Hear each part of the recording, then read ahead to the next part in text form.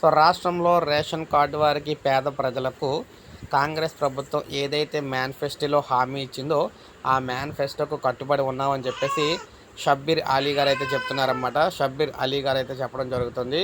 ఈయన ఏం చెప్తున్నారంటే తమ మేనిఫెస్టో న్యాయపత్రంకు కాంగ్రెస్ కట్టుబడి ఉందని రాష్ట్ర ప్రభుత్వ సలహాదారు షబ్బీర్ అలీ ఒక ప్రకటనలో పేర్కొన్నారు. కేంద్రంలో కాంగ్రెస్ అధికారంలోకి వస్తే బీసీలు, దళితులు, ఆదివాసీలు, మైనారిటీలకు సాధికారత కల్పించేందుకు ప్రాధాన్యం ఇస్తుందన్నారు. ప్రజలకు ఇచ్చిన హామీలను నెరవేర్చడంలో తమ పార్టీకి చిత్తశుద్ధి, ఇక్కడ నిబద్ధత ఉన్నాయని తెలిపారు. రాష్ట్రంలోని అన్ని వర్గాలకు కాంగ్రెస్కు మద్దతుగా నిలబడి లోక్సభ ఎన్నికల్లో మెజార్టీ ఎంపీ సీట్లో గెలిపించాలని షబ్బీర్ కోరారు.